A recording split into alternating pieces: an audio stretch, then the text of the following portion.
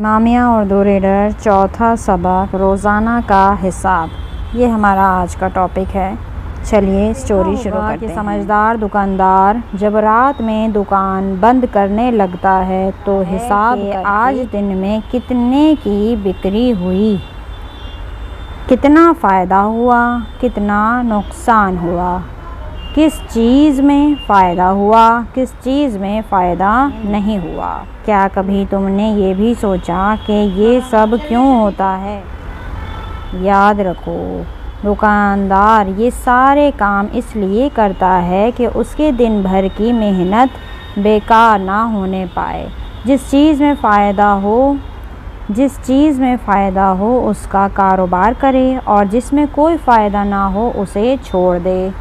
سوچو، جب ایک دکاندار اپنے معمولی سامان میں اتنا سخت حساب و کتاب رکھتا ہے تو کیا تمہارا فرض نہیں ہے کہ تم بھی رات کے وقت بستر پر لیٹ کر دن بھر کا اپنا حساب کرو کہ ہم نے اپنے وقت سے کتنا فائدہ اٹھایا اور کتنا وقت برباد کیا۔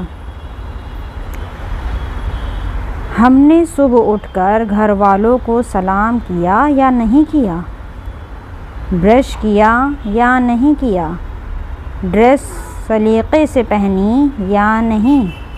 کپڑے گندے تو نہیں کیے؟ اسکول ٹائم پر پہنچے یا نہیں؟ ہوم ورک کیا یا نہیں؟ کاموں میں ہاتھ بٹایا یا نہیں؟ بابا کا کہنا مانا یا نہیں؟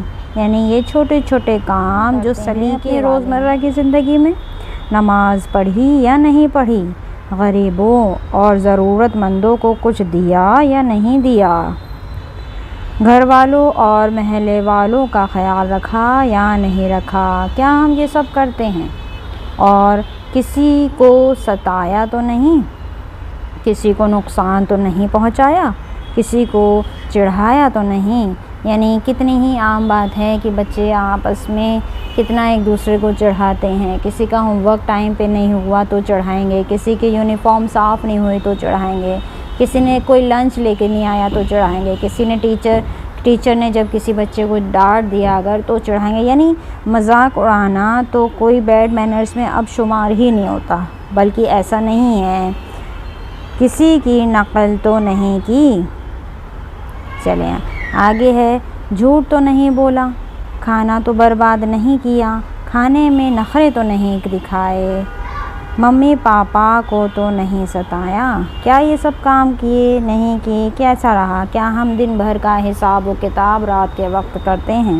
دیکھیں آگے کریں، دیکھیں لہٰذا فوراً اٹھ جاؤ اور جو کام رہ گئے ہیں پہلے انہیں انجام دو، اس کے بعد کھیلو کودو آرام کرو، نماز رہ گئی ہے تو فوراً پڑھو، اور نیند کو ثواب بنانا ہے تو وضو کر کے سو، اس لیے کہ جو آدمی وضو کر کے سوتا ہے اس کا تمام رات کا سونا عبادت میں شمار ہوتا ہے۔ یہ تو ایک عام سی بات ہے کہ انسان کی اپنی جو ذاتی ذمہ داریاں ہیں وہ اس کو نبھائے بغیر فقط بس فون ہاتھ میں لیا اور ریلز پہ ریلز، شارٹس پہ شارٹس بس اسکرول کرتا جا رہا ہے، یعنی ایک بیسک کام جو انسان کے ہوتے ہیں وہ اس کو بھی نہیں کرتا۔ کیا یہ چیز ہم رات میں سوچتے ہیں کہ ہم نے کیا کیا دن بھر؟